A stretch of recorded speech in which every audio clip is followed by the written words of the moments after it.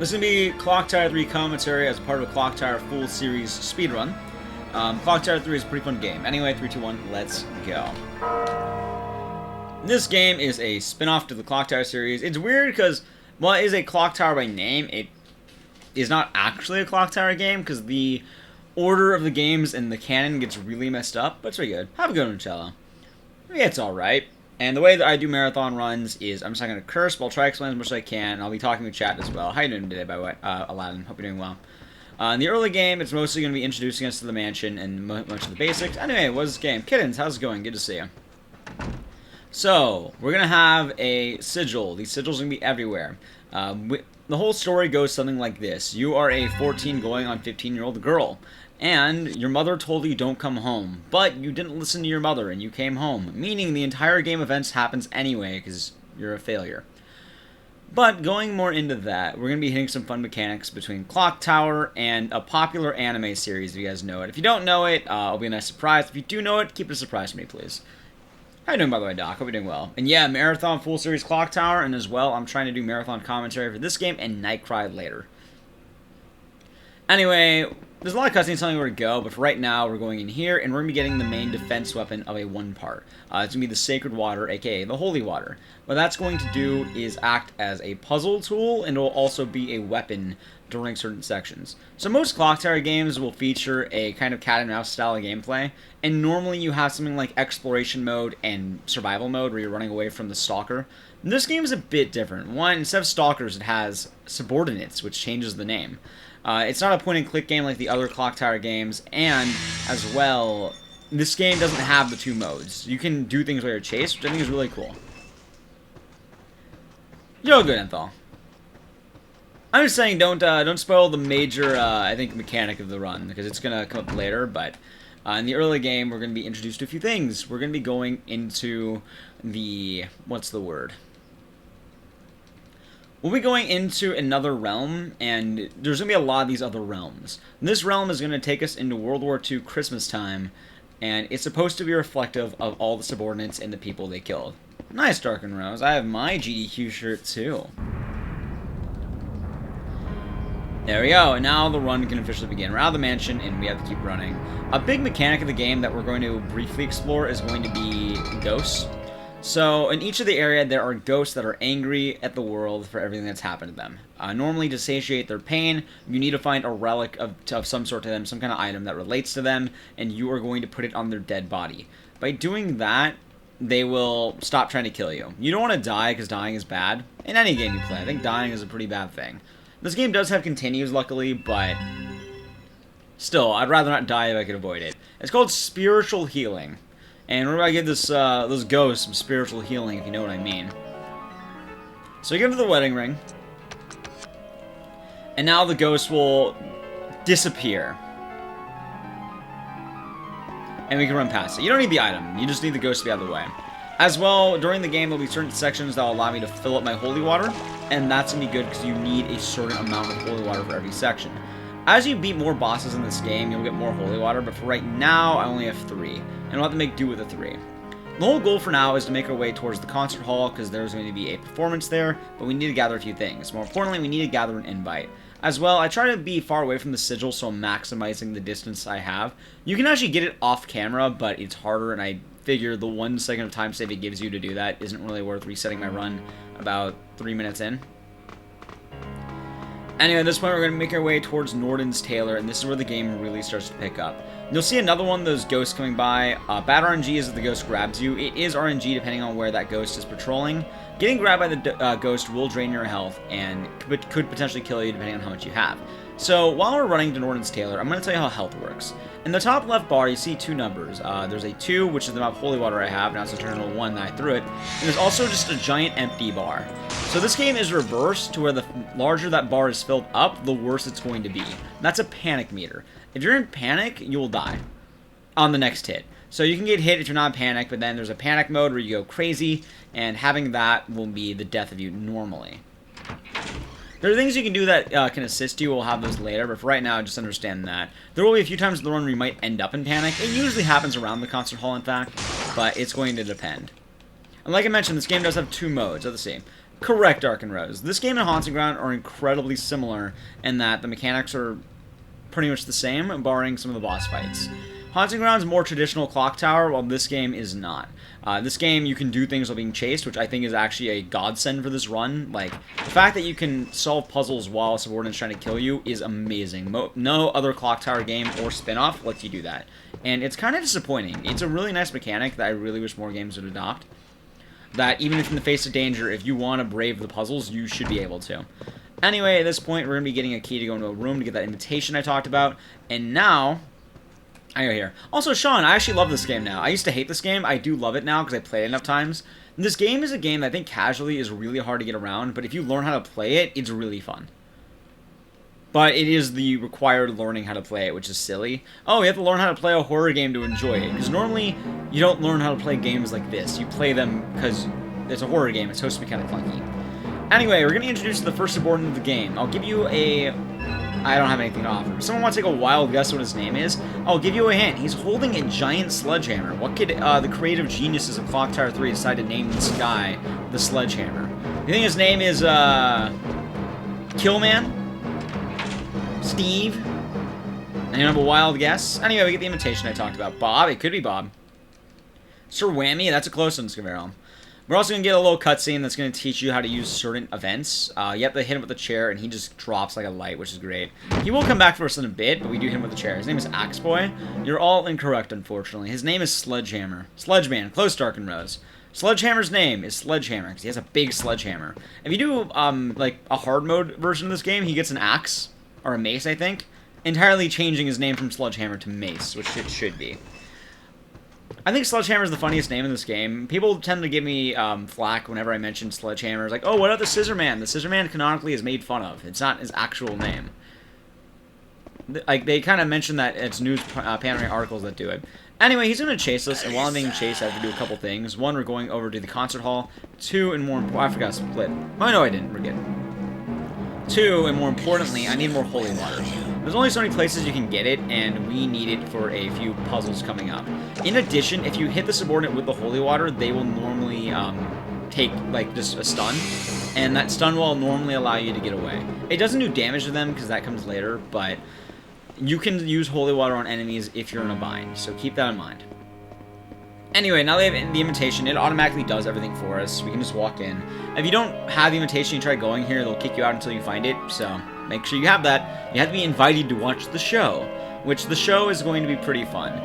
If anyone's wondering for cutscenes-wise, I think for a marathon, I would like to show off some cutscenes. The cutscene here is going to have a little girl playing the piano on stage, and then Sledgehammer just comes on and smacks her with the sledgehammer. Some of the cutscenes are downright silly, and there's one I would really like to show in a marathon setting, which, if I got this run accepted in any marathon, I would absolutely show it. If you guys don't know it, it's called the Acid Bath, which is pretty good. Anyway, the whole puzzle here is that we need to actually get a code so we can get the master key. And that code is going to be on a dead body on a memo. I already know the code, it's 103, but Alyssa does not know the code, so I can't actually use it. This is one of those games that the character must understand it, which I think is kind of a good thing, but I don't like that very much. Anyway, here we go. His torso has been crushed, but we can have this. Another thing as well with this game, if you're doing this game casually, you cannot skip anything. You have to have watched the cutscenes in this game at least once in order to play it. So if anyone is interested in speedrunning Clock Tower 3, you have to be very careful to make sure you beat the game at least once casually. This game is painful to do for the first time as a speedrun because you physically can't. Anyway, that was good RNG on Sledgehammer. Sometimes he can spawn right in front of you. You don't want that because he can potentially lower your health. Well, I'm going to make a loop here for a few things. One, the key code is used right here. And like I mentioned, the answer is 103. And really, it just pushed up to 14. And you just push up that many times.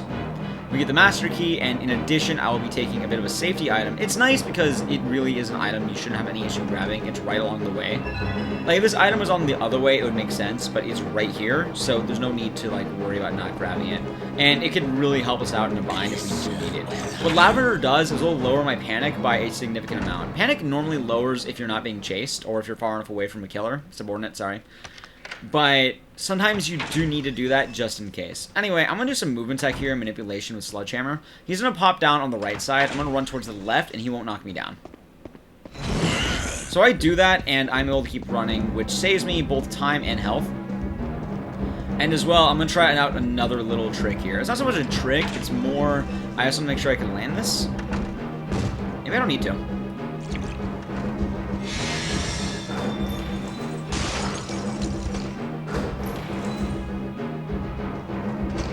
Hey, I got it. That was really good. Okay. There's a couple ways you can do that. I've been doing it that way just because while I'm opening those up, Sledgehammer won't be chasing me, and he'll resume chasing me whenever it closes like that. But I didn't get into panic mode. I've been doing really bad here lately because I normally get into panic after that, and it's not a good look for me. Getting into panic, she runs like a duck, and it's just not a fun time. And again, if you get hit while you're in panic mode, you will die. And you can't use any defensive weapons. You can use items you grab, like the lavender, and there's more items you can use, but it's going to vary depending on your run. Anyway, at this point, we need to grab a key. Matches, sorry. I forget some of the actual items in this game, but the matches double as a key in a way. The whole idea here is that... Oh, I need to go this way, wrong way, sorry. There we go. We're going to hit a little cutscene with Sledgehammer. He's going to run into us. I run a little bit up, and then he is going to run into me. I don't want to be too close to him because I can potentially lose the run right now. I lost the run right now. Maybe. I'll try it out. I'll try to keep it alive. He didn't run up to me, which is unfortunate, but let's see.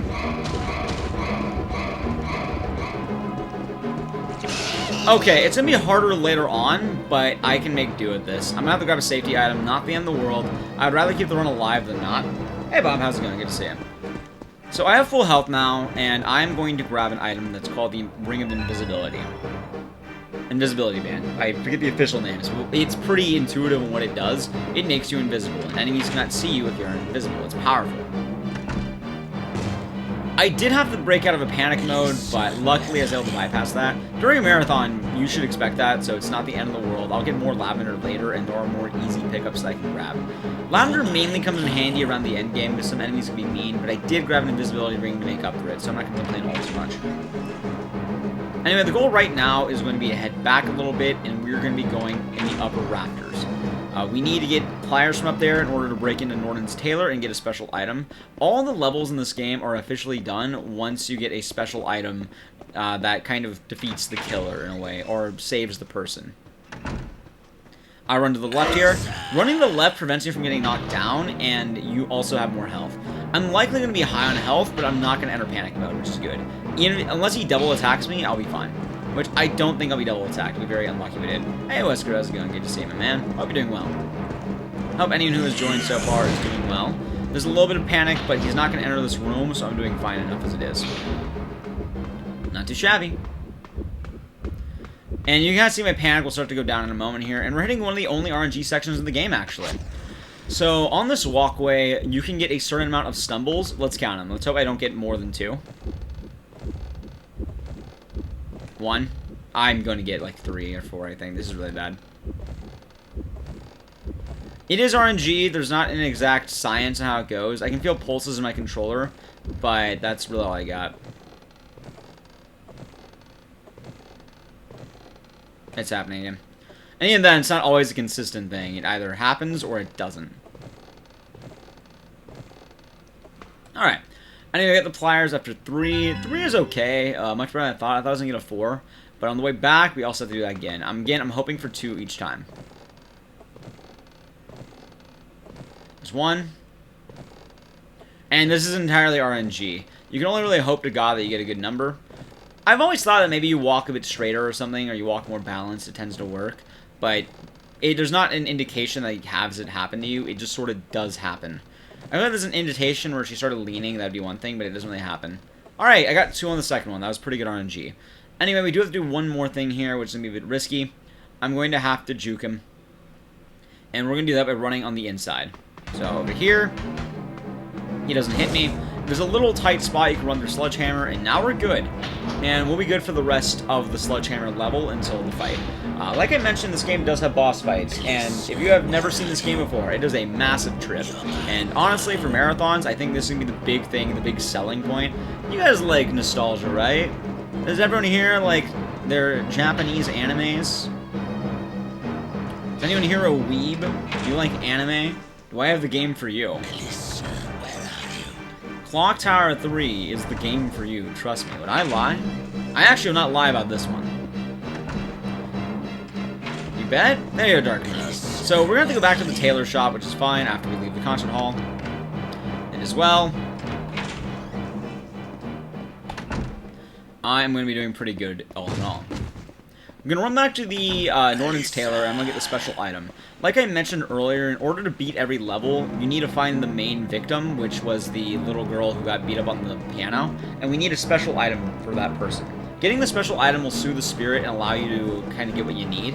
And as well, you need to deal with the killer.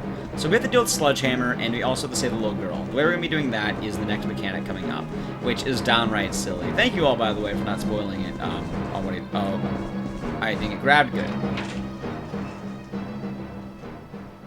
Either way, Andre, it's pretty intro-level weeb, so you'll be fine either way, as long as you have a base understanding of Japanese anime. You don't even have to be a weeb, as long as you just, if you watched anything, you'll probably know what this game is going to be referencing. It's a pretty big reference. Anyway, now we have the pliers. We can cut up the wire. And we're going to be getting the tools we need. In addition, I'm going to be getting a green arrow for later. That'll help us during the end game, actually. We want repellent arrows. I'll explain more of what they do in a moment. And I need to grab a few items. There you go. You get cutscenes. Possibly flavorful. Possibly. You get the pocket watch, and then you'll get one more note. And it talks about the hammer killer being hanged. It doesn't all have the names, like, his name is Sledgehammer to us, and in the actual game, but he does have an actual name, and a lot of the killers or subordinates in this game are based off real-life serial killers. It's actually a pretty cool horror fact, and I think it's pretty awesome. Anyway, now that we got that, we'll head back to the concert hall, but something magical is about to happen. Which we'll see in a moment. Just understand, the holy water is a lot more powerful than you think it is. And this game has a section that right before you save the survivor, or you save the person, you need to deal with the boss of the level. Every level has a boss, and you need to deal with them. Later on, you don't have as many survivors, but you do have bosses. And you must deal with the bosses. The survivor also changes based on how you're playing, so do keep that in mind. There we go. And right when we enter the concert hall, we'll see what happens. Here we go. I'm going to be skipping the cutscenes, unfortunately, but during a marathon, I would absolutely show it. What's going to happen is boss battles, and I usually play a certain song here. If you guys don't know it, you'll kind of learn in a moment what happens.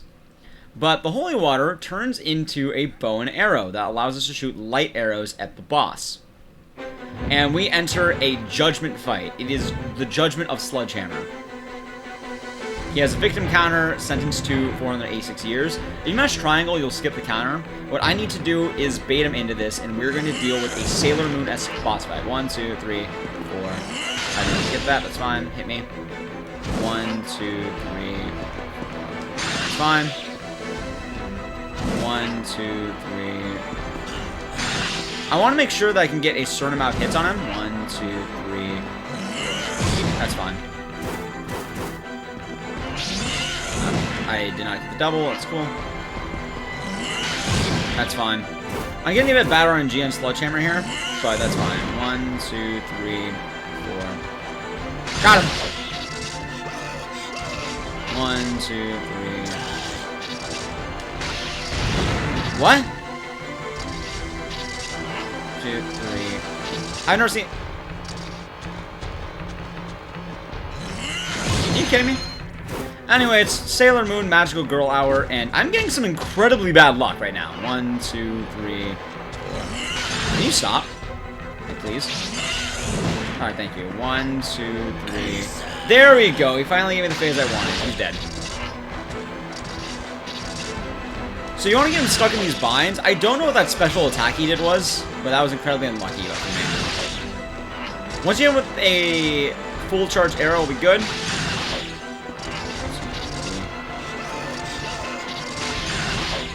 And one more to do it. Here we go. And it's time for the Spirit Bomb.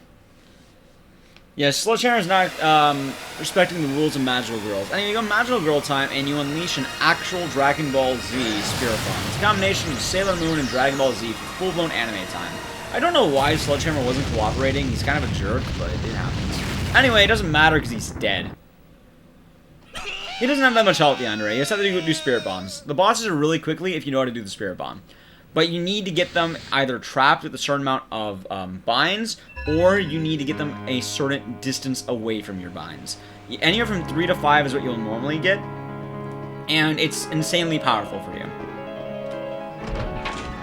Anyway, that was Sledgehammer, and he's been sent to the Shadow Realm, where he can think about what he's done to me. The boss fights do have a bit of RNG depending on how quickly you can get the first bolt, but it gets easier later on, believe it or not. I think Sledgehammer is weirdly enough one of the strangest bosses because the rest of them want to have distance on you while Sledgehammer wants to get nice and close, so it's kind of strange. Anyway, we give the little girl her clock, and now there's a weird cutscene where we get Budget Ron Weasley squirming all over the ground in the bed. Have you ever seen like a spider move or something? It's kind of like that, but imagine it's a weird like knockoff of Ron Weasley just moving like that across the room. It's like a ferret squirming. It's really strange, but it's funny. Anyway, inside the mansion, we're going to have to do a few things here. Now we have your granddad's room key, and with that, I am going to be able to get some special tools, and we have to go to the next world. He really is. He's discount budget Ron Weasley.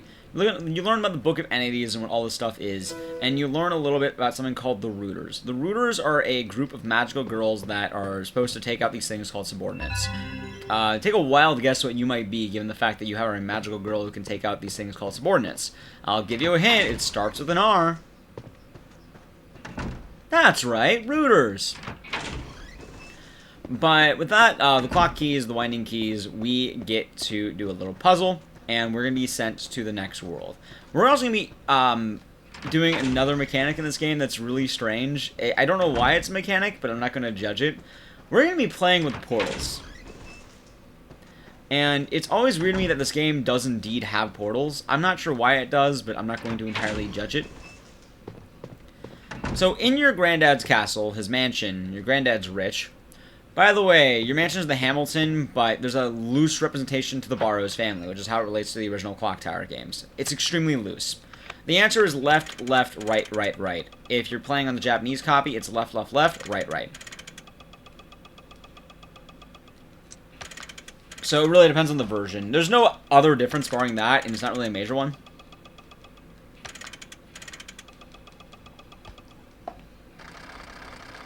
So it's not that bad. Alright, the answer is 3 o'clock.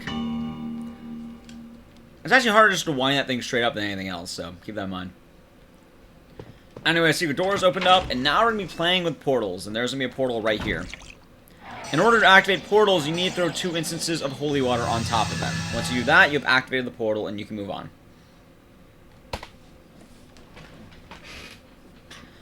As well, I don't need a lot of holy water for this upcoming section, so what I'm going to do instead is during this part, there's going to be another portal to go back to the mansion. I'm going to immediately activate it, but not walk into it. So 1, 2. The activation of the portal, once it's activated, it will stay activated. It won't become deactivated by any means. So if you have a holy water that you can spend, it's nice to do on portals, because at some point you'll have to go through a lot of them. I think there's 1 portal in total in this game that will go into it, and go for it, Dark and Rose. There's going to be a couple of ghosts here. It is thematic. If they grab you... Oh, thank you. If they grab you, it's not good. You lose health and time. This game, a little under a year, but even then I only really got into it more recently in the past month or so. Clock Tower SNES have been running since 2017, the longest I'm done. And then all the other ones I kind of just picked up along the way, and I either run them a lot or I don't run them. I'm like top 5 in this game now, though. Like I do have a decent ranking in this game now, which is solid, and I'm happy with it. Anyway, the abandoned house, we're getting a lot of cutscenes at once because you're being introduced to the spirits here that are haunting it, and like I mentioned, you need to cure the spirits. So the spirit here is going to be pretty unique. And since I don't think this is going to be a PB run, what I'm going to do instead is I'll show off the cutscene I really want to show off. It's pretty funny, and I don't mind it at all. Would you guys want to see the cutscene? It's a full series marathon run, and also a marathon style commentated run, so I don't think that's that bad. Anyway, the answer to that is always north. Just you're facing the painting. That's all you have to do. I don't know why it answers as north, and you just say face the painting, but it happens anyway. But I will show off the cutscene when we get to it, which is soon. And I think it's the funniest cutscene in the game by far. Like, normally, like, I know speedrunning and cutscenes don't go together, but a lot of these games have to be appreciated for, like, the cluster that they are. Like, they're an absolute trip on how weird someone had to have thought that up. Someone at one point thought about the story of this game and made it. Like, keep that in mind, and it's really awesome that it happened. Because the story is going to get downright silly at some points. Anyway, you learn that there's a photographer, and you learn that there is an old woman. Yeah? We'll be showing off the scene, Dark and Rouse. But first things first, for the photographer, I do need his item back, which is going to be the roll of film. And with that roll of film, I can cleanse his spirit. There's still going to be 2 spirits. One of them will come later, and that'll just be kind of near the end of this level. But we don't have to worry too much. As well, don't worry about the holy water. You actually get a cutscene refresh of it, because this is how it's supposed to teach you more about it. So running here just gives you a cutscene forced holy water thing, which is nice. And since I am playing this safer, I'm going to take a moment to grab extra lavender, because I did waste lavender earlier in the game when I should have that. As well, I'm going to be grabbing an item from here, which is going to be a desk key, your grandfather's. And if you need help, there is going to be lavender in this corner. Hey, yep. And also, the thing about the health save that I forgot to mention earlier is it really did change from the old style of gaming. Like, you did have panic meters back in the day, but it wasn't the same where you can physically kind of tell. It was just based on colors. So, like, the original clock tower, blue was good while red was bad, and then it would give you, like, the spectrum of colors going into that. The other games opted more for just white, yellow, red. And the Ghost had made it really simple. Well, this game gave you a lot more leeway, and gave you severity in the hits you can have, and also gave you a way to replenish it immediately. The other games, they gave you health kits and stuff, but they weren't really all that usable, and you're expected to recover your panic by waiting. Anyway, for this part, we're going to go back to that office I went to earlier with the giant portrait, and we are going to be going into a hidden room. Now they have the desk key. The puzzles in this game aren't that hard, in all honesty. I think most of them are pretty intuitive. And as a speedrun, I think once you get it in a few attempts, you pretty much have it down. A lot of horror speedruns go in the logic that it's mostly going to be, can you route the game out? Like, do you know how to play the game you're playing? Also, adjusting your camera angles is not always the easiest thing. The thing I really do enjoy about this game is that item usage is automatic. So meaning, if I'm clicking on the desk here, it will ask me, do you want to use this item? Which I think is a great addition to many games. A lot of games out there force you to use a key on a door, and it is the most tedious thing in the world, and I hate that. Like, watch, I have the mask. Do you want to use the mask? And it works. That's how you know you'll be good. Anyway, now you place on the mask. There'll be a little cutscene to a secret wall. The whole goal here is run forward or run back, because you want that door to close automatically. Because you need to get to this box. You can either run all the way around or just reverse it. You're fine. You get the roll of film. Hey, it's connected to that one guy lying down on the ground back in the other world. And as well, you get a weird note. We're going to be ignoring most of the story notes, but this is actually going to throw me outside the room, which is why I mentioned as well the door closing doesn't matter. You're fine with that. There's this portrait, and now we're going to be heading back to the abandoned house. And we'll be getting introduced to probably one of the funniest enemies in this entire game. Like, I think enemy design in this game, it's cheeky. I think it's a very cheeky game, and I mean, it's cool, but it's definitely unique, I would say that much. It is definitely a unique flavor of gaming with this enemy coming up. I've never seen an enemy like this, and I'm really happy he exists, but I'll let his introduction speak for himself. He has a really fun introduction. As well, we just have to run back. You can always go through the portal either way if you need to explore both areas. Hey, Luke Cage, thanks so much for the $2 donation. It is much appreciated.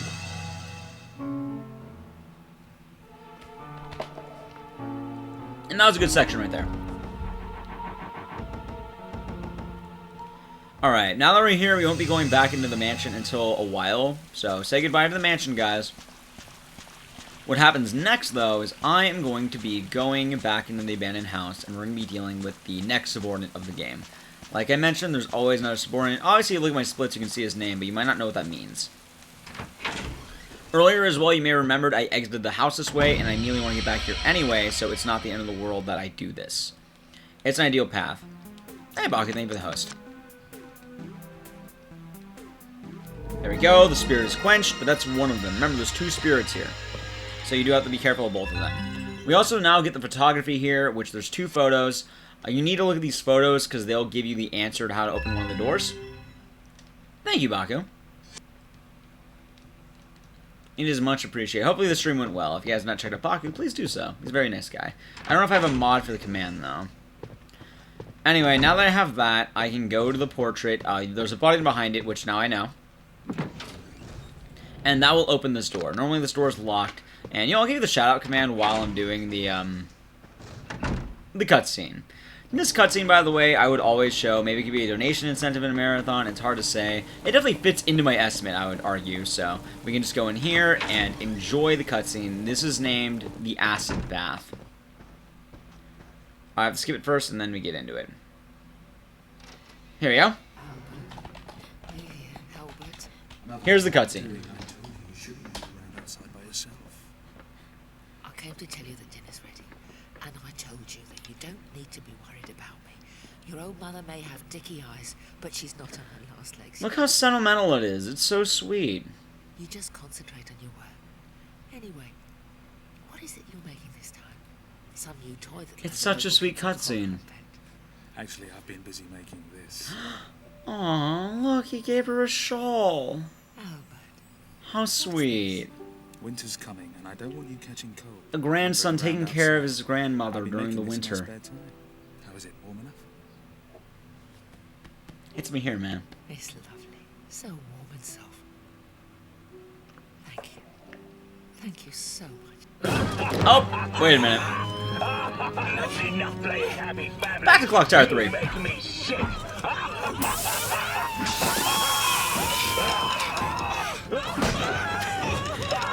I never get over that, by the way. He just takes the old woman and just...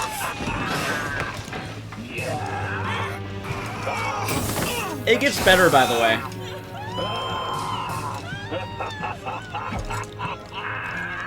He just destroys everything, first off. Property damage. And then, it's time, guys. It is time. The acid bath. Can you imagine some madman breaks into your home and then just throws both your grandmother and then afterward you into something called the acid bath? I had not, family. I had not. And he's laughing the entire time. Anyway, this is Rotor.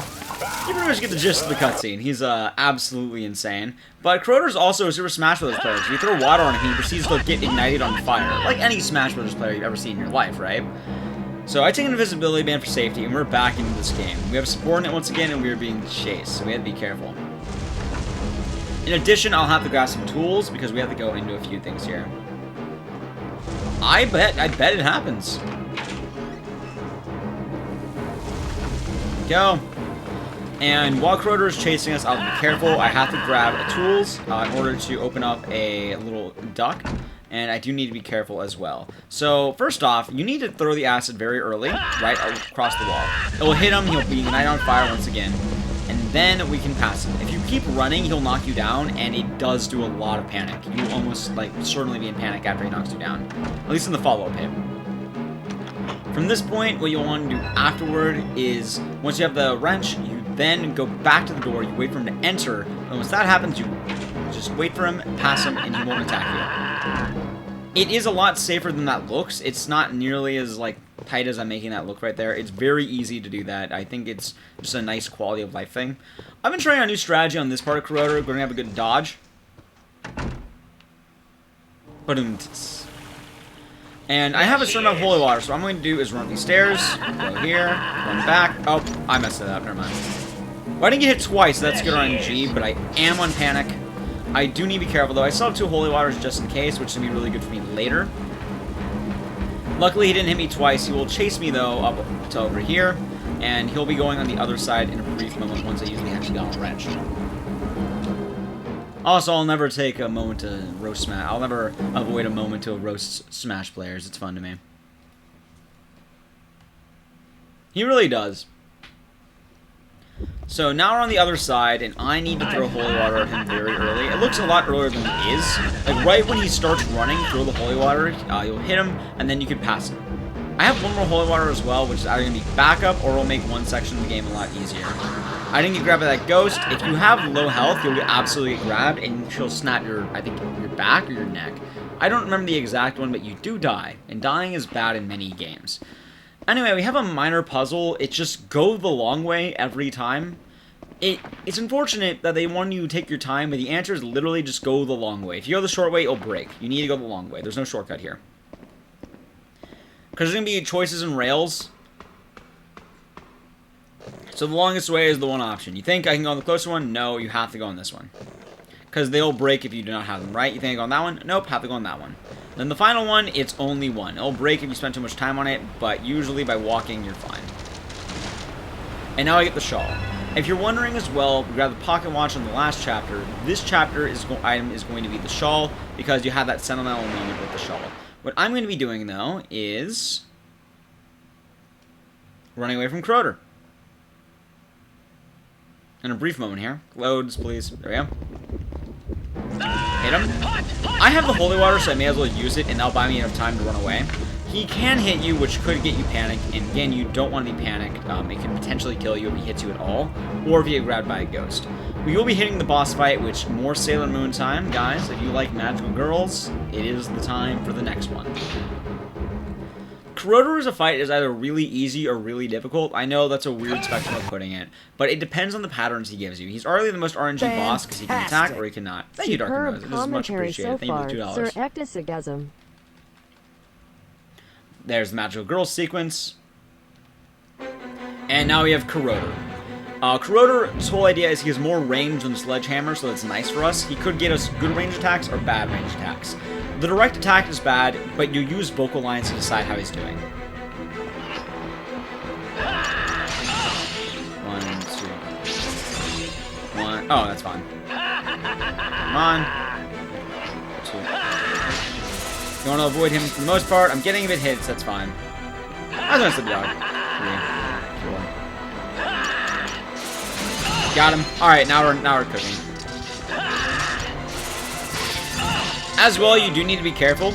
Consider you cannot aim the arrows. That's bad.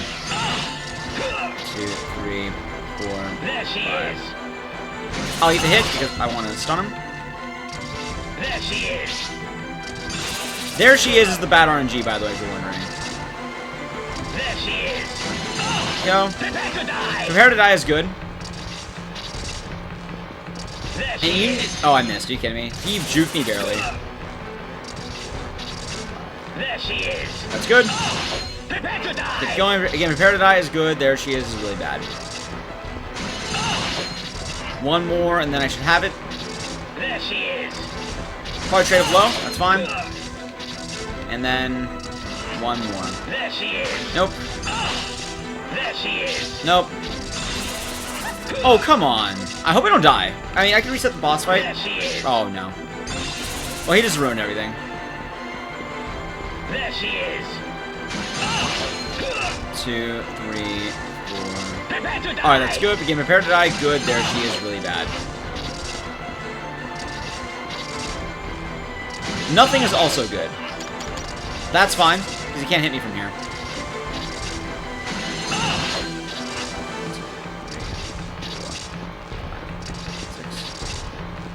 There she is.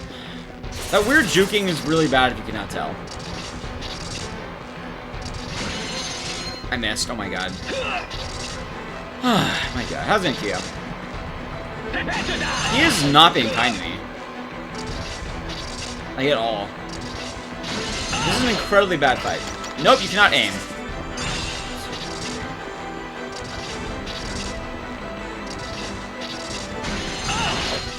Come on. That's good. 2,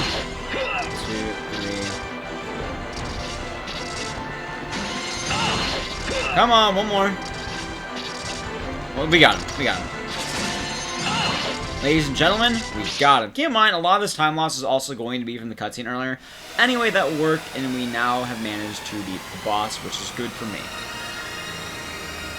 We get a spirit bomb, and once he screams, we're fine. That was really risky because I got unlucky, but yeah, Spring Ghost. Mechanic in the boss fights is if you aim, you are aiming only in that spot. So you have to just make sure you re-aim every time. That was overkill like crazy, but I would sworn him dead at that point. I got a bit unlucky on several parts during that fight, but that's just the nature of the game. Anyway, at this point, though, the level is not done. I have to return the shawl to the old woman, and we'll be hitting the next boss. As well, I do get additional holy water slot, which will be good for me later. And some of the like I mentioned, the boss fights in this game get a lot easier in the end game. It's really weird. Even the final boss, I think, is easier than Rotor and Sledgehammer. Like, the final boss, if you can manage to land one, get the first spirit bomb, is really easy. You only need one spirit bomb, and then you beat him. Casually, the final boss is ridiculously hard, but in a speedrun, I think Rotor is the hardest, just because his RNG is really unfortunate. If he does There She Is, you cannot, like, in most cases, unless you have the 6th shot ready, you cannot challenge him. The thing with the final boss, though, is he'll eat a 5th shot, which Sledgehammer and the final boss will eat 5 shots, while Rotor and the rest of the bosses, like Chopper and the Scissor twins, need the 6. And the 6th shot takes more time. By the way, Q, I hope you're doing well. And welcome back, Ecdycis. Okay, by the way, during that cutscene is the one section, or one out of 2 sections, that a clock tower shows up. This game is only Clock Tower by name. People are like, oh, why is Haunting Ground a part of the Clock Tower series? Because Clock Tower 3 features a clock tower for one brief moment. I think if a clock physically exists in the game, it's about a clock tower game at that point now. That sounds like a good time, Zoku. But hopefully you all are enjoying the run so far. I think I can finish marathon commentary for this finally, so I'll be ready for, I think, AGEQ. And I did even show the acid bath, so I'm really happy with that. Let's make it up. Alright. Like, if I ate a lot of time with the acid bath, it would have been shorter if I did not show that. There we go. And the whole section here is going to be very quick.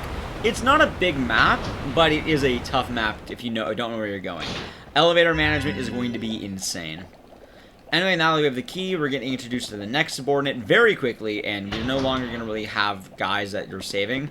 You kind of are, but it's really strange. So this is Chopper. And Chopper's whole shtick is he kills rooters. You're a rooter, so... yeah, that's really all I got for that. And Chopper is the only boss in the game that has 2 boss fights. I guess 2 instances of boss fights, I should say. There's a 2-part boss fight later, but it's technically different bosses. And Chopper's very quick. Chopper's also one of the coolest enemies in the game and has one of the best songs, so definitely enjoy the jam. You have to go in different elevator floors to get different tools so we can activate a key panel. Everything I'm going to be doing is designed for that keycard activation and usage. So 1, I need a keycard, 2, I need the panel. In order to do that, though, I need to repair the electricity on all the floors. Also, I'm going to take a bit of safety here. Am I? I don't know what it is, Zoku. So let's keep going. And Chopper will show up normally about like once you start going into every area. He waits. And it's always like sequenced scares. Ah, gotcha. Nice trick. You'll hear that a lot, by the way. Keep a counter. Rubber gloves, and I immediately throw the holy water at him. That's good. And he goes into a giant swirl. It doesn't do damage to you as well. Like, it looks like it might do damage. He just does that and panics. Again, it's like a Smash player getting covered in water. They have an actual, like, just physical assault.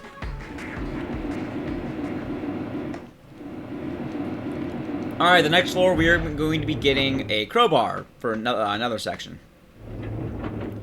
As well, this floor is really intuitive. There's only one spot you have to go. And Chopper here is... there he is. A bit tougher. There's 2 strategies. You can either hit him instant with holy water, or you can run away. I like that one because it's a bit safer. I don't mind eating the slight amount of panic, but I don't want to get hit. Getting hit doesn't really give you any more panic than normal, but the thing is, you do get stunned, and they can attack you on the ground. So you don't want to do that. Anyway, most important part, go to B3. A lot of people go to B1 because you're just mashing the button and you mess that up, so you want to go to B3. Now that we're on B3, we have to do many parts of things. One, we need the electrical gloves we grabbed earlier, and you also need to do a key panel puzzle. As well, Chopper's coming after us. I do want Chopper to be closer to me, because then I can juke him quicker. So we'll see how close he gets. Anyway, the answer here is going to be this, all the way to the right, this, left, and then up right to the middle. Hey, Huggies, how's it going? Thank you, Huggies. Skystar Shadow, how's it going? No, all the enemies in this game are pretty predictable, and it's all scripted, but they can do different things. Like, Chopper can get closer or further to you. I did get hit here, not too bad, and I should be able to juke him now. There's really minor deviations, I should say. Oh, no, I got hit, that's bad. Most of the weird deviations happen during the boss fight, actually. Also, Huggies, those red scissors are really nice to look on you, man. I'm trying to get my check mark. It's gonna be good. And right now I'm doing a marathon-style commentary, like GDQs and all that, for Clock Tower 3 specifically. Anyway, the crowbar, we're gonna get back to the whole thing of solving the spiritual healing. And watch, this is the toughest puzzle in the world. I don't know if you can get it, guys. Hey, look, glasses! It's a good plan. Where do I use these glasses? I wonder where I should use these spectacles. Sorry, it's a fancier name. Literally in the same room. Can he not just, like, couldn't his dead body just crawl over and get the spectacles? Anyway, from this gentleman, he moves over and you get a card key. I have everything I need now, but I do need to do one more thing before I go to the card key. And that is going to be activating it. I have not turned on the power, but I have plugged in all the wires. Also, I did good. Chopper can hit you there, and it's really bad. Haunting Ground's next, by the way, Skystar. And it's good. Well, that's actually all the Clock Tower games. They'll find you if they you sneak out. Like, if you keep hiding in the same spot, they'll find you. The only game that doesn't do that is PS1 for a weird reason, and it's a really unique one. Yeah, next is Haunting Ground. That'll be good. But for now, well, let's sniff you out in a metaphorical sense. Like, they'll find you if you keep going to the same spots. The sewer tower is going to be a nice area to where we're going to have a Chopper fight, but it's not really a fight. It's just get a spirit bomb on him and you win. You don't actually have to fight him. He doesn't die. Anyway, I do have extra holy water, which is really good, in fact. The more holy water, the better. In case I miss, I have more. He's going for the attack. I'm not going to risk it. Invisibility bands are very powerful. Nice trick. Oh, nice trick. How many times? How many times? Oh, nice. 2? Let's get a nice trick counter. How many? We have 2. We have 2. We have 2 nice tricks so far. The nicest trick is covering this man in water. Again, it's powerful. The holy water really does numbers on him. Every enemy reacts in their own ways, by the way. Corroder's my favorite because he literally ignites on fire. That would be a cool one. Oh, I'm just gonna do this. I had 2 nice tricks. We'll get more later, don't you worry, but Chopper's theme is really cool. And now we're done with the level, and we'll be doing a little boss fight with Chopper.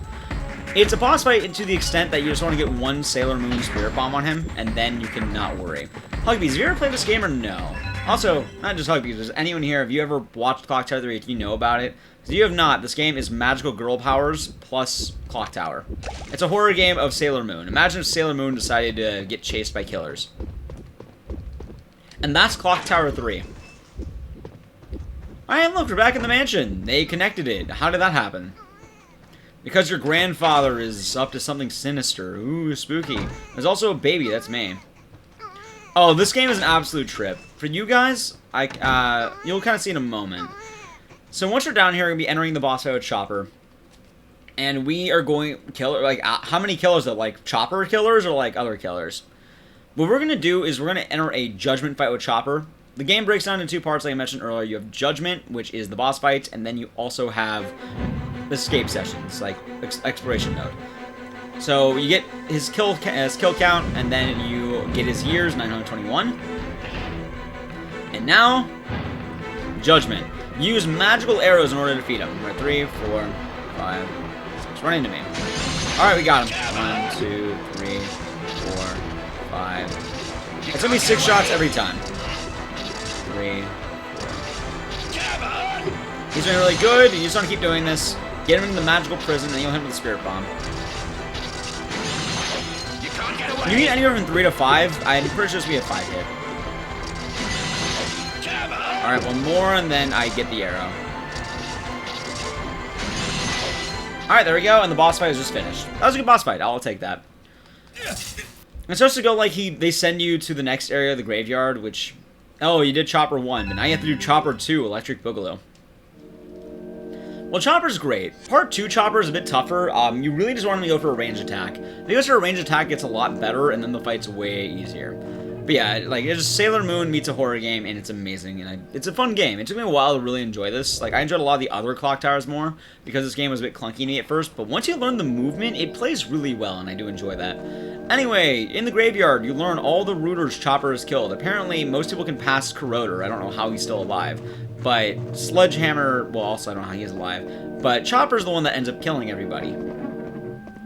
So there's many dead rooters in this level. Which, speaking of dead rooters, we're going to the crypt. The crypt is easily the worst section of the game and is the other RNG section that is forced RNG and not just kind of the nature of the boss fights. So what I have to do here is... go to the crypts. The RNG is going to be based on where the ghosts are going to be. I have bad RNG. Maybe. Oh yeah, bad RNG. That's really unfortunate. You can kind of see why that's bad RNG as well. Getting hit does damage. Yeah, the music for this entire section is going to be bad until Chopper comes back. Don't double grab me, thank you. One grab is already really unfortunate, so I'm not happy with that. And hopefully my panic goes down by a decent amount. I don't want high panic, because getting panic mode and then getting grabbed will kill you. And the whole goal here is match the colors, and then you have a little placement thing here in case you need to place it back. But I want to be careful on the amount of holy water I use. So far I've gotten bad RNG. Let's see how number 2 is. Somehow better. Okay, this actually works. As long as he doesn't turn around. If he keeps going forward, we're good. Oh, you suck. Alright, that's fine. Keep chasing me and it'll be good, okay? He did not. That is super unfortunate. If he kept going, that would have been perfect RNG, but he decided to chase me. Again, really bad RNG in the crypt. Maybe? Maybe? Yeah. If it was a little bit further either end, that would have been fine.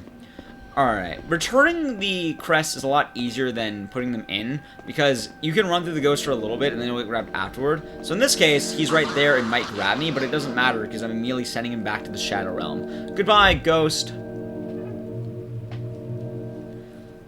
And the crypt section is pretty slow. Like, if I was doing this during a marathon run, I would use this as donations. It really just isn't a fun section for the game, realistically. Like, I do like this game now, but... if I could remove one section from this game, it would be the crypt. The RNG is pretty brutal. What I'm going to do as well is I'm going to get a juke so I can save at least one holy water, because then I won't have to entirely refill it. If he keeps chasing me, we're fine. I don't know if he will. Yeah. Ah, there you go, Bayleaf. But you can kind of see the whole thing of holy water. Now, why is using holy water a waste of time? Because I do want to have enough that I can just have a refresh right when I get there. And I'm getting it, like, right on the cusp of everything, which is really unfortunate. Yeah. That would be really good. But I don't think they own the Clock Tower license. I think they still own Clock Tower 3 and Haunting Ground. That was so bad. Oh my god, are you kidding me? Like, that was inherently bad RNG. I am not doing too hot in the crypt. But this section, it doesn't lose that much time. It's incredibly risky, and it's, like, very minor time loss. So it's not like I'm losing tons of time in the crypt. It's incredibly minor what you're losing here. And then the ghosts disappear once you're back. We have one more ghost to go. We'll be fine. And as well, I'm not going to use any holy water on it, so I'm going to hit him up with a refill. And grab that. Remake 2 was good, but I just didn't have too much of it. Honestly, no, I think it'll do better in the remake thing. Like, Clock Tower works as a third-person game. You can't make it first-person. Remother did fine, which we're doing that later. Alright. Let's hope I don't hit anything, we'll be fine. I need all 5 of these. I had to activate the portal. And now, don't grab me, please. I mean, I got better RNG. Oh, no, I did not. Never mind. I got, again, bad RNG. I don't know why. I think it's because I watched that cutscene. I watched the cutscene earlier, and just every moment I could get grabbed by a ghost, I did. Like, I did not get a single... I think I got one in the very beginning that was okay, but I still got grabbed afterward. Anyway, they're finally gone, and we're much better. And now we're heading to the other part of the graveyard, where Chopper comes back and we finally get music again. The crypt is a really slow section. I'm not a big fan of it. I would absolutely use this section just to cram out donations for any marathon I was doing. Like, this would be that section, because this section is just really unintuitive. The whole goal, by the way, is you need 2 compasses, the compass of light and the compass of dark. And that opens up a secret portal.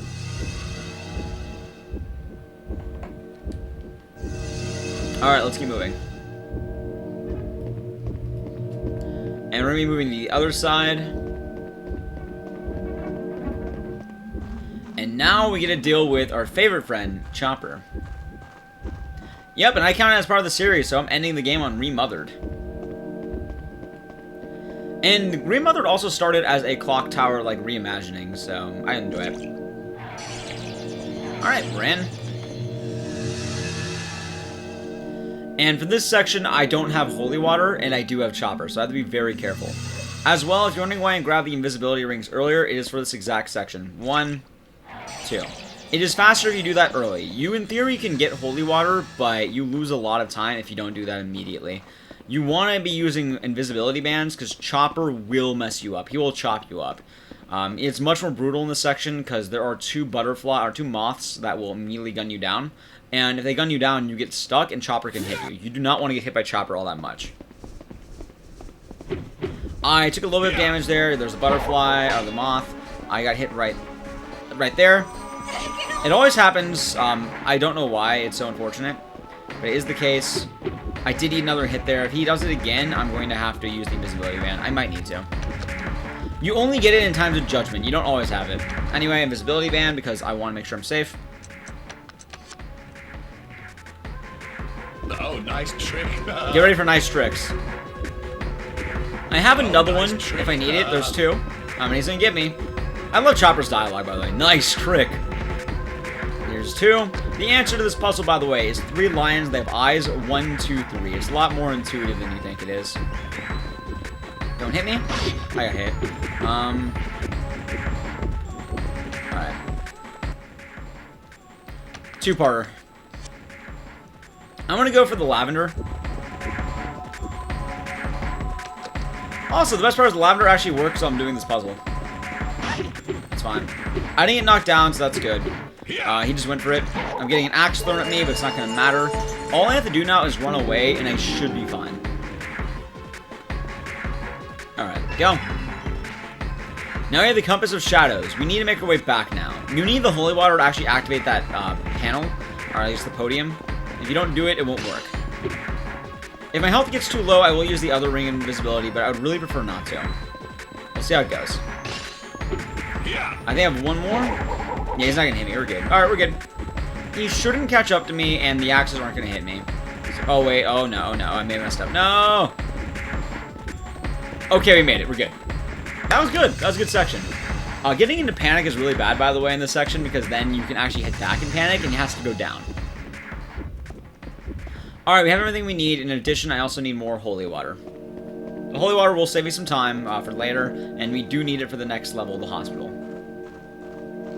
As well, I'm going to start dropping in the compasses. And then we will also be getting more Holy Water. I'm all out. I do need more. I don't think killing Chopper gives you more, so I need to do this now. And when I can refill Holy Water, I should. The next section needs a lot of Holy Water. It is insane. Not this level, but the next following level, the next subordinates. You heard that correctly, by the way. Anyway, with that, I am now going to be almost done with the graveyard, and we'll be hitting the Chopper boss fight shortly. That was a really good section. I'm really happy with the way that turned out.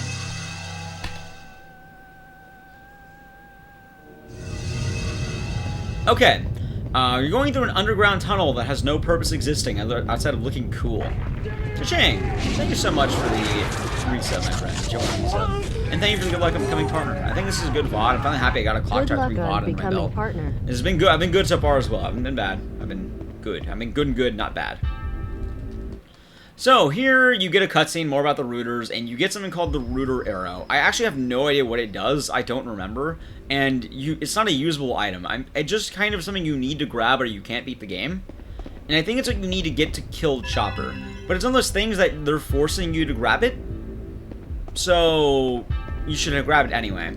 I'll also be grabbing this red arrow. And I'll talk about arrows now that we know more about the combat, because I have not done that yet. Green arrows are repellent arrows. Red arrows are binding arrows. Repellent will knock back an enemy a certain distance, which is really nice. Binding will get one of the binding rings on an enemy, which can do a lot of damage if I have enough. We use them mainly against the final boss, but we will see the use of repellent arrows on the neck. Not the chopper, but the boss following the chopper. Because repellent arrows also do a good base amount of damage. Anyway, the chopper fight is entirely going to be in the graveyard, and the whole goal here is have chopper throw an axe at me. If he throws an axe, that's good RNG because I can keep hitting him. If he doesn't throw an axe, I just can't hit him. I'll do chip damage, but I do want to get spirit bombs. Remember, the skill in this game and the time save is going to be coming from the spirit bombs because they do tons of damage. I have watched not even runners, but just casual players of this game. They will keep shooting the boss until they die and take so much time not knowing that the spirit bomb is a technique you can do. The game is a very risk and reward that if you can land the big shots, you can get lots of damage. Funny enough though, you only really want to get at least one spirit bomb per fight, barring the final boss, just because of the nature of it. Come on! That's fine. 1, 2, 3. 1, 2, 3. Oh, he's going for it. 1, 2, 3. Alright, we got him, and let's go. It's gonna be 6s. Hitting him with that means I get 3 arrows. And he will now eat every single one of these. Chopper is one of the best enemies in the game for this, and he is really good. The only issue though is if you don't have one binding on him, he'll actually resist every binding you hit him with. That's also, the axes are also really good because they get extra damage on him. The amount of damage you get on Chopper right now is amazing, and a Spirit Bomb, a really early one. If they're stunned for long enough, you do get the Spirit Bomb, which you didn't watch this last time, so for those of you who are new to Clock Tower 3, I present to you the Sailor Moon Spirit Bomb. I know it's a combination of like 2 games, but you just destroy the enemies. He's not dead yet though, but he is low in health. 1, 2, 3, 4. It is a very strange game. This game's like a fever dream.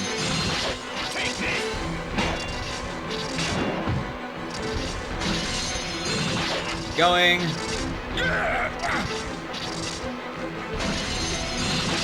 No, no, no. No! Screw it. We're doing it. Ah, I got 2! I didn't know how to get 2. Dressed as Sailor Moon, that'd be a trip. That'd be too powerful. I'll do the thing, but it would be too powerful. You view the foes, what happens? Donation incentive. Be Sailor Moon, you look at my bloody horror eye.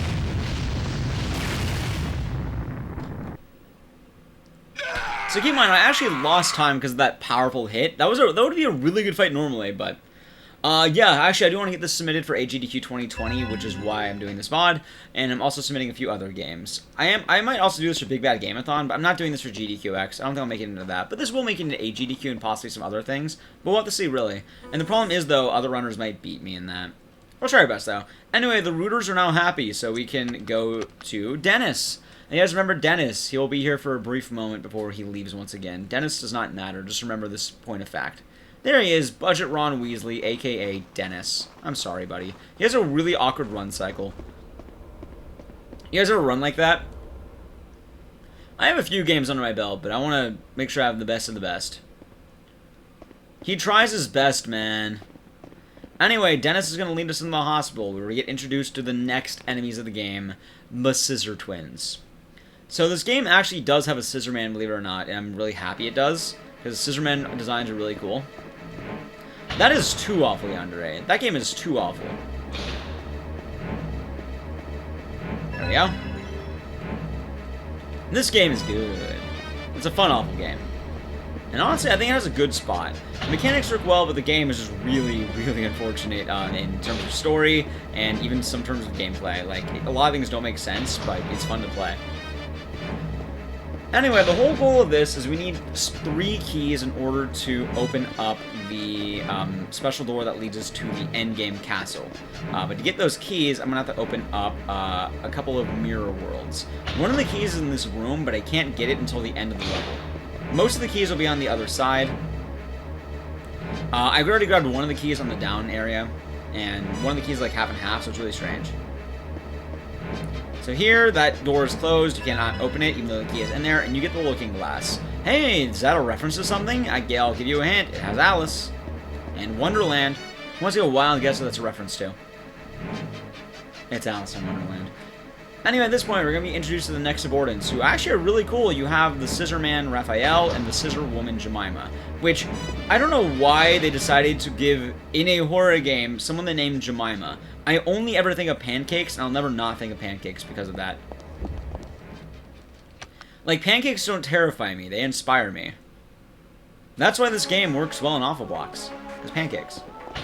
Anyway, here's Jemima. I did not... Oh, I did get panic. I do not want to get panic. I have invisibility rings if I need them. But panic is going to be bad, so we should not get panic.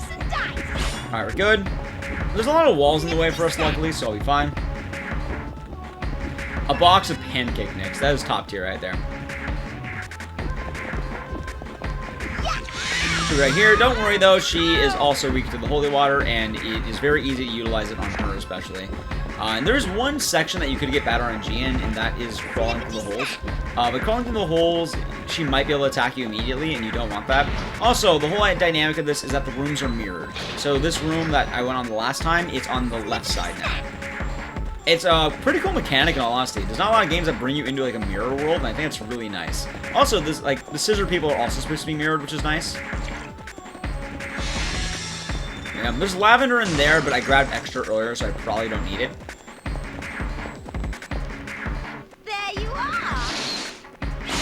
Like I mentioned, you can get some unfortunate luck sometimes. Anyway, it wasn't that much, like, the Scissor Twins don't do that much damage until later.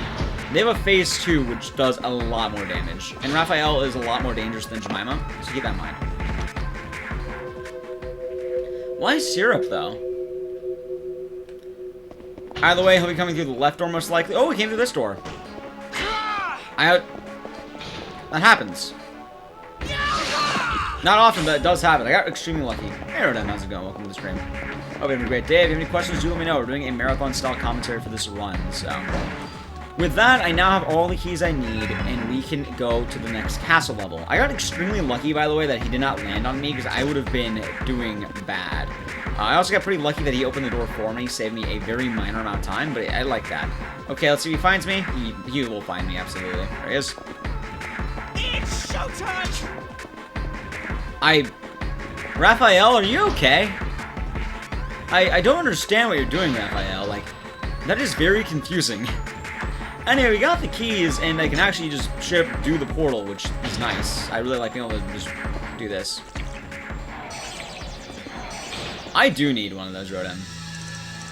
Alright, fill up the holy water. We have that back. I'll need that for the next level. But that was a good hospital. That was extremely good. It was a little bit rough on Jemima, but Raphael was very kind in the strangest way.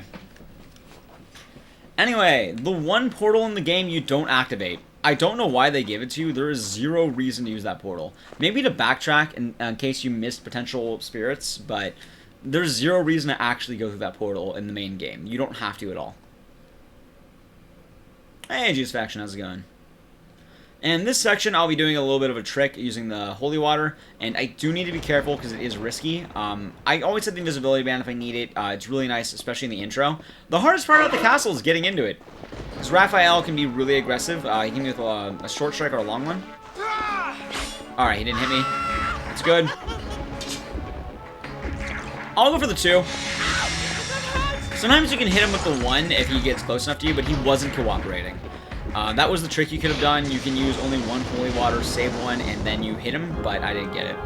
As well, what I'm going to be doing is grabbing more repellent arrows. These are mandatory grabs because you need a lot of repellent arrows. The final boss is really easy because of the items. Go. And we have one more Raphael section until the boss, and that is going to be right here. Raphael will be gone until the boss fight after this. The difference is if you go on the left side, Raphael is there. If you go on the right side, Jemima is there. Hey, for the follow. That's much appreciated. Oh, that's fine.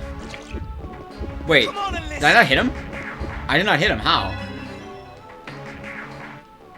Ooh, I'm a bit worried here. That's fine.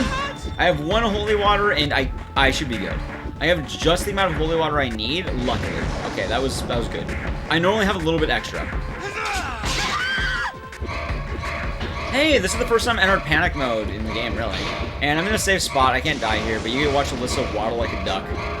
And then it's RNG if she decides to sit still or not. You either waddle or you don't. Waddle, waddle, waddle, waddle. Look at her move. Duck maneuvers.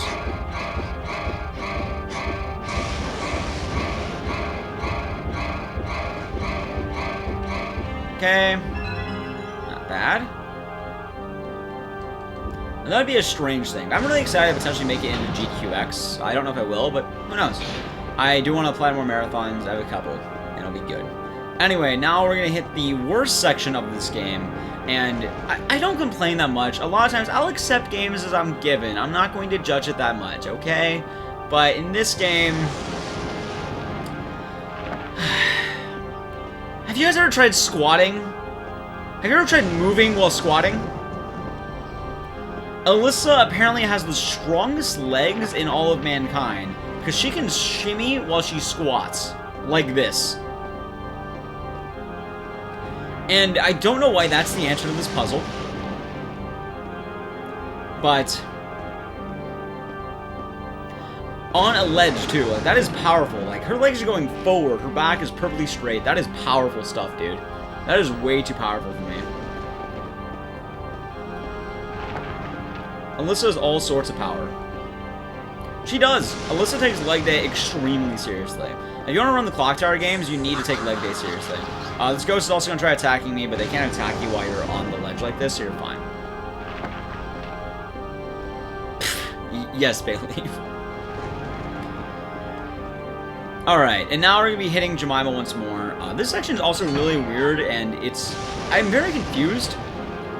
Because also, Raiden's a secret agent while Alyssa's 15. Oh, sorry, 14 going on 15. You have to get the A crest back there, but in order to do that, you need to know the answer. You can't just put the ash in, you have to do that, and then you go back to the ash. You don't go in front of the fire. She just launches across the room. And then... Holy Water. And that's going to save me some time, and that was the last one I had to use from now. I will get a refill, and I do need that refill, so I'm very happy I have it, and we can run past Jemima. Like I mentioned, the rest of the section is going to be Jemima, who's way easier to deal with than Raphael. Raphael is very aggressive, while Jemima is much more going to be on, like... She has to be close to you, and she can't really pin you down. She runs about the same speed as you, while Raphael will run faster than you and get some attacks that can potentially outrange you. So you want to be very careful.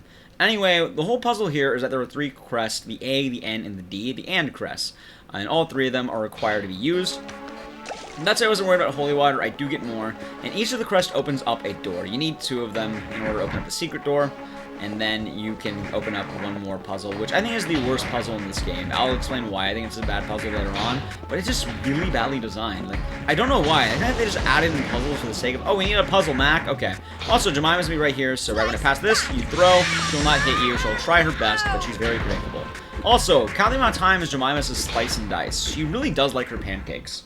Do you guys slice and dice your pancakes? Personally, I don't slice and dice pancakes. I eat them like tortillas. If you guys ever eaten a tortilla, I'll pick up a pancake and then just start dipping it in like syrup, and it's great. I am what they call a true animal. Unfortunately, I already watched one of the cutscenes of Wildfire, but that could always be a donation incentive in the future. I already watched the acid bath earlier. I want to keep this underestimate. So I don't quite know my estimate's going to be with the acid bath. We'll see. Yes. Hey, I eat Kit Kats like a god. Anyway, with that, I got the next crest, the end crest, and Jemima will be attacking me once more. And she's going to be going through the door coming up. She's trying to cut me off constantly. So, good range. The water goes a lot further than you think, but if you mess up, it is going to be brutal. I don't need Holy Water for the rest of the game now, by the way. I no longer need it. As well, we're going on this side now because that portrait has a special door. And now I can get everything done. And this section is going to be the worst in the game, so I must be very careful. You don't have to worry about her. She'll go away. It's powerful, dude. It's powerful, Soku. So right now this section is a lot of armored knights. We're going to learn to hate this room later. This was probably the big casual killer for me when I started playing this game. This room will absolutely decimate you if you're not careful. As well, time for the coolest thing in the world. I want to get successful enough in life that I can afford what's coming up. Like, you guys know what opulence is. You know what dosh, what money is. If you want to truly flex on the plebs, what you gotta do is get a giant portrait of yourself to hang in your house. Like, that's, like, bigger than your house. Like, just look at that portrait size, dude. I want to hit the point in life where I can afford that. I'll have, like, a poor as, like, heck house, but then I will have a giant portrait in that house that's bigger than my walls. I'll just hang it outside. It'll be great. Anyway, you know why I hate this puzzle? So I just grabbed something called the D crest, right? I just grabbed the D crest, and what I have to do is, there's a projector, and on the projector, there's going to be a movie. And on the movie, there's going to be a button. It's sparkly. So, the D crest puzzle is in the exact same room where you picked up the D crest. So, there's no reason for that to be a thing. They could have just not done that. It's easily the worst puzzle in the game. Well, this puzzle is actually really good. So, on the vertical ways, the little guys are going to be moving the knights, and if you get slashed, it's instant kill. You do not want to die. It is really bad. But what you also have to do is unlock a door down here. So I go on the left side first. I unlock this door, and then I'll head back up. You always want to be going through the same one, so you have to keep in track which elevators you're taking.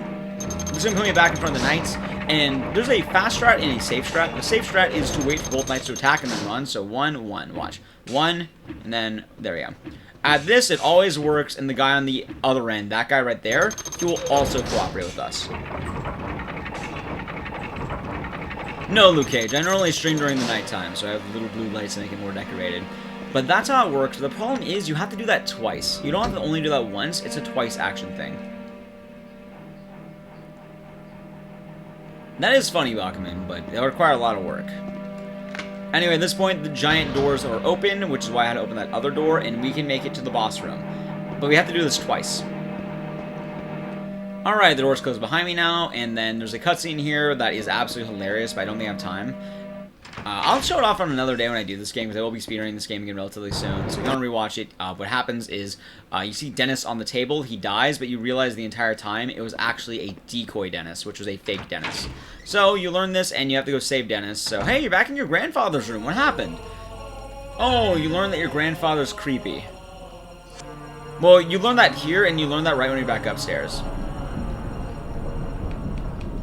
So we'll be very powerful in a moment here.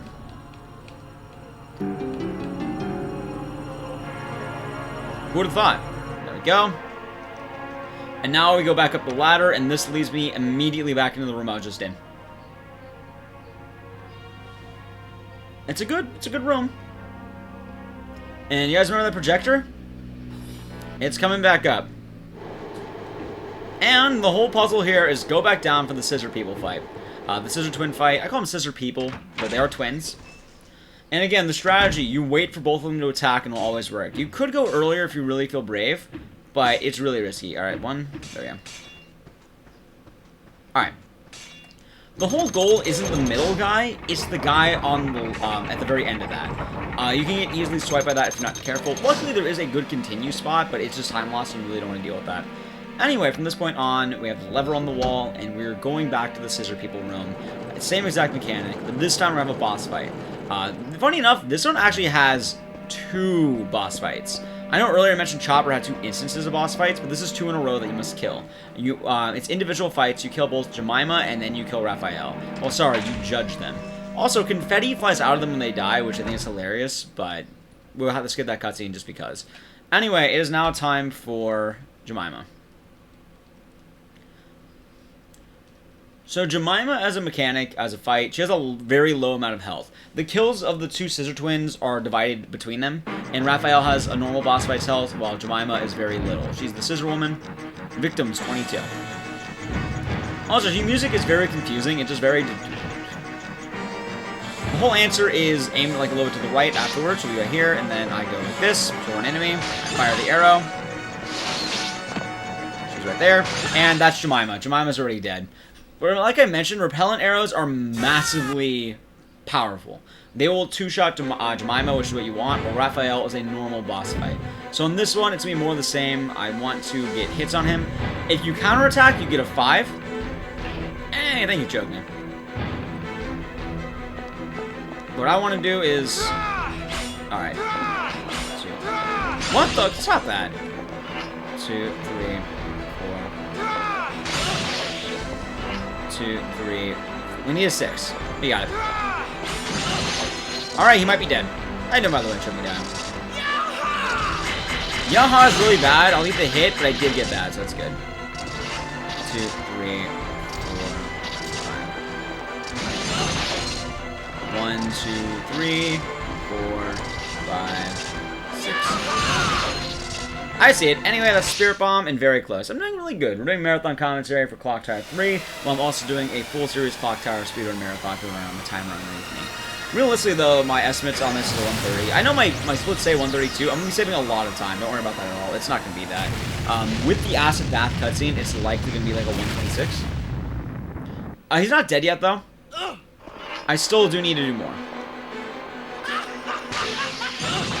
A good thing about the end game as well, the bosses are way more generous on their hitboxes. There we go. A couple more. One more to do it. Got him. And that was a really good boss fight right there. Both of them went well. I'm very happy with that. And then he gets turned into confetti. We are now going to be going to... Guys, remember how this is a clock tower game, right? Guys, this is totally a clock tower game. There's a clock tower. The single instance of a clock tower at the very end of the game. There's a cutscene that has you ride on the clock of the clock tower. The way you get teleported to the sewer tower. But this is the actual only playable instance of a clock tower. It's very easy puzzling. It's not even a puzzle. It's just you run through it. And there's no reason that this could have been any other tower. So guys, it's Clock Tower 3. It's actually Clock Tower, the first fear. Clock Tower, the first building. Anyway, you run up here and it's mostly just running. There's nothing too insane here. You're learning more about your grandfather. Your grandfather combined with Bobby Boros' great-great-great-great-great-great-great-grandson or something. Something akin to that. I should say it's granddad. The story of this barely relates, so I can honestly just say whatever I want and it relates to the Clock Tower games. The only actual relation is that both games have a clock tower and a teenage girl you're playing as. So, yeah. As well, you have to crawl through these. It saves you time to do that, and then there's going to be a section here. You can keep crawling if you want, but it's faster to run. And then we're going to run through some gears, which should be fast, and you notice I picked up another binding arrow. Why do I have all these binding arrows? I've only used 2 repellent arrows. Why do I have so many bindings? You're about to find out why. So, this final boss fight is incredibly difficult, if you don't know how to do it. If you're aware of how to do it, it's incredibly easy. But it is by far the hardest boss in this entire game. It is very hard to perform, and it takes a lot of doing to get used to it. We pull the lever, we're going up the clock tower into the actual clock itself, and then we'll be running through the gears and all that. It's weird, it's the exact same area, but barely up. Like, it's not at all different. It's like they used the exact same map and just made it on the higher part. Which I guess makes sense for a clock tower, but consider how big the ladder is, and that should not be the case. Anyway, pull a lever, and that'll raise the ladder for us. And now we can make it to the top of the clock tower. There we go. And the final boss is at the top of the clock tower. His name is Lord Boros. This is your grandfather from earlier in the game, and he is merged with an evil entity to have eternal youth by combining with your spirit. Yes, it's creepy. It's like haunting around divorce. So, running on these gears is fast, and then, there it is. Time for the final boss, guys. I barely saved time. I didn't even save time. I 0.0. I got a 0 gold. Okay, now it's time for the final boss. And it definitely depends on how it goes. It is Lord Boros. Lord Boros. And he has a ton of health and a lot of victims. 2,280 years. He has 2 health bars. What I have to do? You have to hit him with 1 spirit bomb, and then it's easy. You're going to be hearing Bloodhead a lot, so spam Bloodhead if you want. An upside, though, he's a 5-hitter. Hold on. So you only have to hit him 5 times.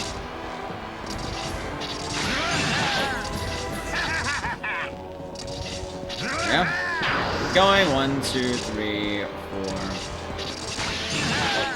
More. Oh no.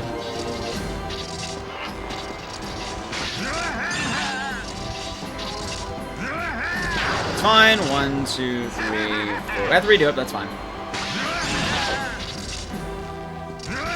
So getting hit by 3 of those is an immediate game over. And your whole goal is you want to counterattack him while he's doing those and run around him. 1, 2, 3, 4, 5. 5 shots are good. After the first Spirit Bomb, it's incredibly easy as a fight.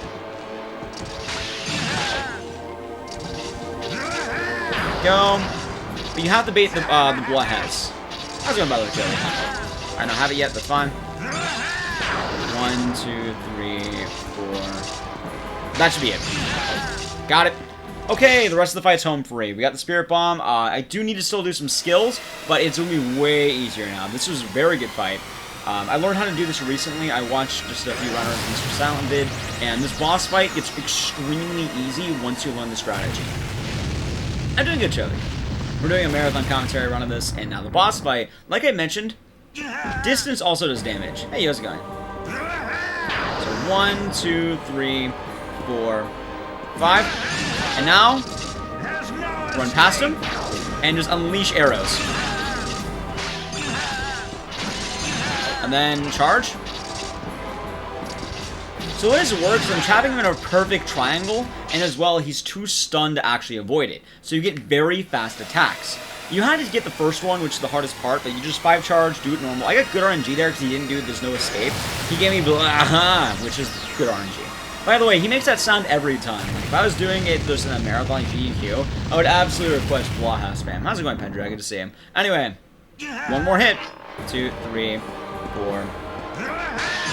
Alright. Oh no. That's bad. Uh-oh, this is bad. Okay. This is okay. I can make do with it. I can make do with this. I'll play it safer, but this is fine. I got a bit of bad RNG there, but it's not the end of the world. 2, 3. Come on.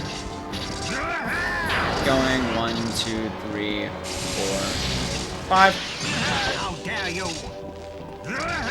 I'm doing good.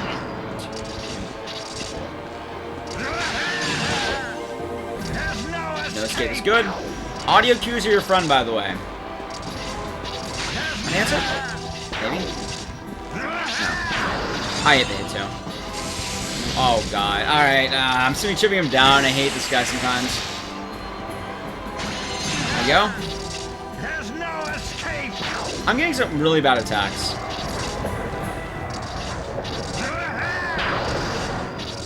That worked. Okay, keep going. This is really unfortunate, but we're fine. Like, it's unfortunate that it's taking a bit longer, but it's not the end of the world. Alright, now escape, that's fine. 1, 2, 3, 4, 5. Come on. A lot of people, by the way, don't do the strategy, so they just chip down the boss, and it doesn't really do a lot for them. How dare you! You want how dare you whenever that happens, because it will absolutely be better for you. Oh, come on! Oh my god. He really does not like me. There's no escape! Alright, come on. 1, 2, 3, 4, 5. No, oh my god. I'm just gonna charge a full arrow and hit him again. Like, him doing that charge move, I should have been able to hit the first time, but it just didn't entirely cooperate. Again? Can I stun it? No. 3.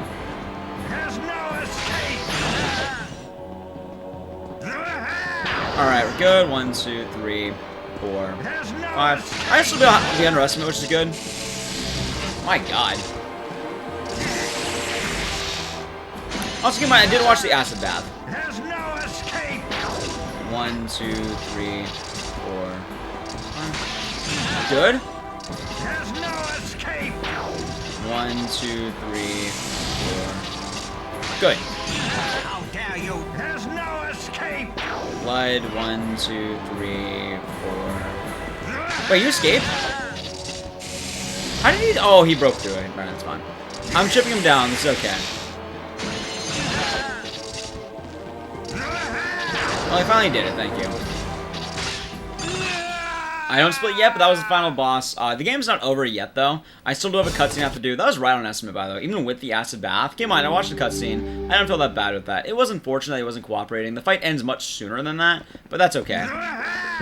You juke him there. If he does blood hat, it's bad. If he does anything else, it's fine. Anyway, the fight is now done, and that happened in about 1:29:43. So good run. I think there's a little underneath, actually. Maybe a little bit better. No, that was like a 182, 40. Give up, grandfather. Or 129.40, that's it. On 130 would be my estimate there, but the thing is, keep in mind, I did watch an additional cutscene. I got really unfortunate RNG. Most runs of this game are much faster. Well, Sledgehammer was a bad fight. Rotor was really good. The Scissor people were really nice as well. But Lord Boros is pretty rough, and the rest of the bosses just weren't cooperating. But even then, I still managed to chop in under a 130 time, even with bad RNG in many parts of the game. So I think this works well as a marathon game, and I hope you all enjoyed it.